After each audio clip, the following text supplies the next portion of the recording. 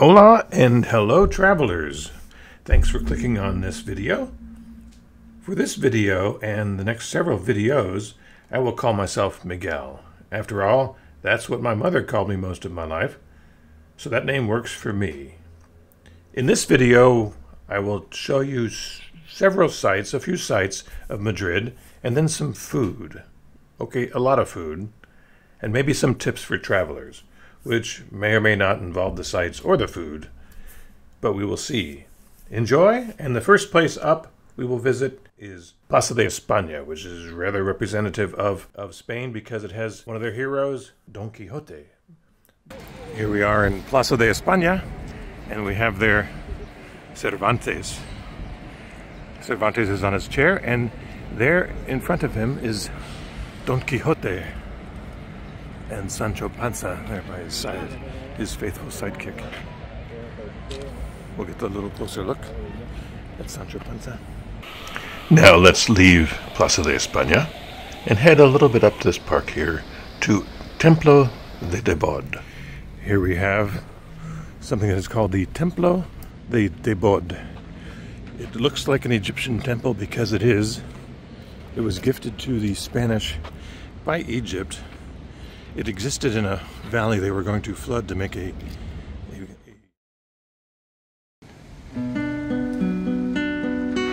Alright, a little panoramic shot here of the Templo.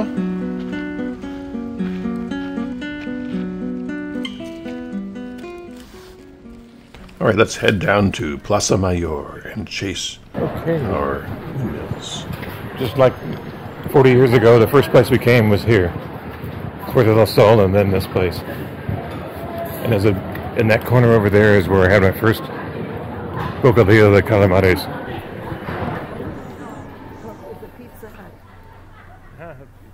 The Plaza Mayor is one of Madrid's most iconic and historic squares. It dates back to the 15th century, originally serving as the town's main marketplace, known as the Plaza de Arrabal. It was transformed into its current form during the reign of King Felipe III in the 17th century.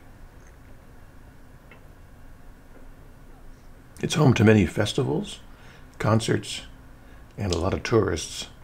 And it's fun to sit there and drink coffee, but it might be a little more expensive having it here, but it might be worth it if you want to sit in the ambiance.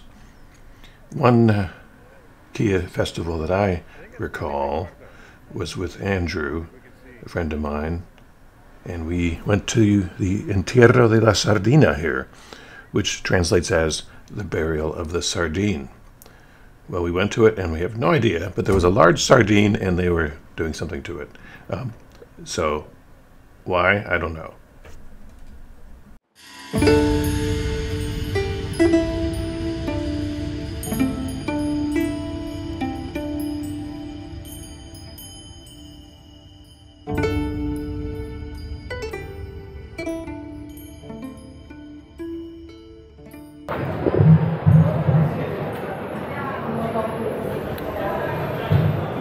This is where I had my first bocadillo de calamares, a squid sandwich.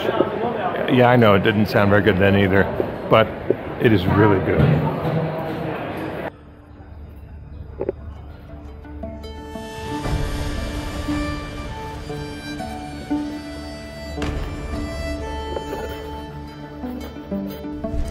All this talk of food is making me hungry, so let's head over to number one, the Mercado de San Miguel, which is extremely touristy. It's a bunch of food stalls. Food's probably good, just a little overpriced. Walk a few blocks and find the same food elsewhere, though the ambiance is remarkable. After that, we will go to something just as touristy, but really good. And that touristy place is San Ginés Chocolateria. They serve porros, which are those big ones, and churros with chocolate. And it's quite the extensive place. Even Las Meninas drinks there. See her holding her cup of chocolate right there. Now, speaking of Las Meninas, which is a painting by Diego Velázquez, it is housed in the Prado Museum. So we visited the Prado Museum twice. Once here's a trick. You can get in for free after 6 o'clock, I think it is. So there's a line to get into the 6 o'clock one. It starts around 5. So you wait in that line. And then you can go in. It's free. It's kind of a little more crowded, but you can see things that you want to see. Now, later on, you have to book online during the daytime and try to avoid by hook or crook when the tourist groups are there or when the student groups are there. Now, the downside to this video, per se, is that no photography was allowed inside, which, okay, I get that, because I've been to other national museums where photography is allowed, so it's everybody getting a picture of everybody else, getting a picture of themselves in front of some painting. So you avoid that by letting nobody take pictures.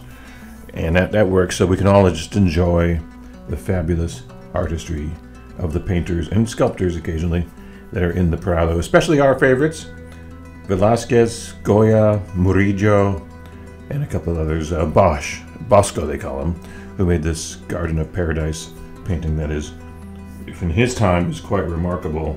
And even up into like Salvador Dali kind of paintings, it's in that realm, but it was painted in like 1500 something. All right, so since we couldn't get any pictures inside the museum, near the museum, and we went here twice, once while we're waiting for the time between when we got the ticket and when we could actually go in, we walked through the Parque del Buen Retiro, which was a park originally designed for the kings. It's good to be the king, I guess. And it's since, but for a long time now, it's been part of a public park, kind of their version of Central Park. Very well designed, very beautiful. And inside the middle is this pond, lake thingy where you can rent a rowboat and row on there with your person of choice. And there's cafes inside there. There's a big statue overlooking what's called the estanque, the pond, and quite a nice place to spend an afternoon or morning or an evening and get away from the city, which is only right next to it.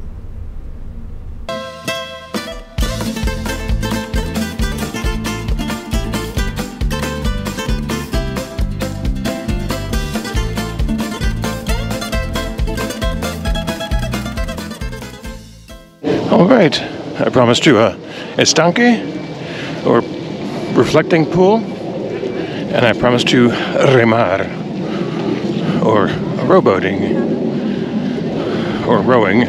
Remar is to row. There's a guy playing a saxophone, or about to. Aquí tenemos el estanque.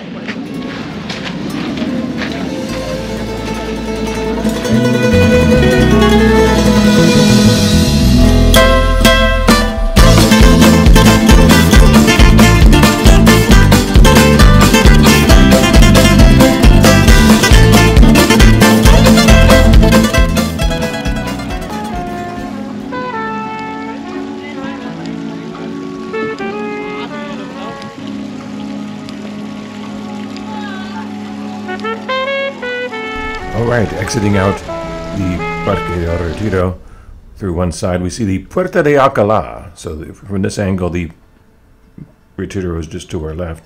We're crossing here into another section of Madrid, a little fancier section, and because we're hungry. So this is the Puerta de Alcalá, kind of their triumphal arch. It's a symbol of Madrid. Quite a photographic spot.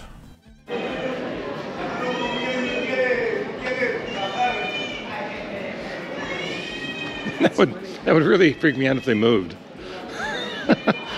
So on our way to a restaurant serving comida asturiana, food from Asturias, we crossed through a section called Chueca.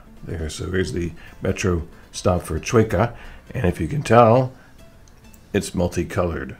This is the open and affirming section of town, so quite interesting. Now I have some very interesting videos which I don't think I'll push to this particular video here, but if you want to see them, I might load them up and I can send you a private message me and I might send them to you. All right, here's an ice cream shop behind me.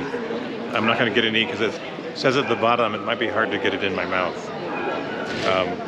so I won't get any. Do you want some, Carolyn? All right, enough silliness there. This is the Plaza of Cibeles, and you can look down on the plaza and up the Gran Via there, just coming into the screen right now. Here we have the Plaza de Oriente and the Café de Oriente. And we were looking for these because in Washington, D.C., we ate at a restaurant that its original location was just over there. And Taberna de somebody. Well, they also own this place. But we were looking for it, sort of knew kind of where it was. But we found the Plaza de Oriente completely by accident. Look it up, you'll get it. We have the Opera House. So back in the previous century, I saw the Royal Theater rather, Teatro Real. I saw the Dresden Orchestra play here. From way up there, the cheap tickets, I could only see half of the orchestra. And we had to stand the whole time. The tickets were like $2.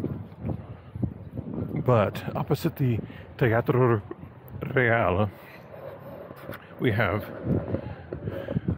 the Palacio Real, the Royal Palace, right over there.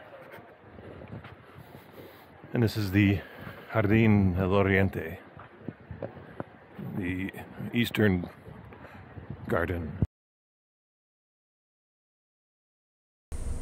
Alright, so if you're not lucky enough to get tickets for a show, you can watch it in the park just behind it. Live performance on a screen, crowds enjoying it, right by the Opera Metro station.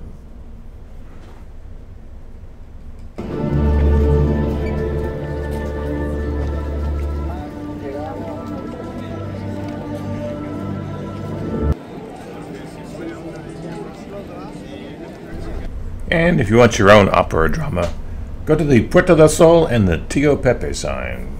Very emblematic of Madrid entirely. And it's the first place I ever went visiting Spain. And this is our trip. We went through here twice. This is at nighttime. An interesting place. Well, I've hoped you enjoyed this 12-minute trip through Madrid. It takes a lot longer than 12 minutes, but this is a quick synopsis of our little visitations around there. We didn't cover all the major sites. We covered the ones we wanted to see at the pace we wanted to see. And because the next video is about food in Madrid, I was going to try to squeeze it in here, but if you've been a traveler, you know food is really important. So remember to like and subscribe this one, and watch for the food video coming out very soon.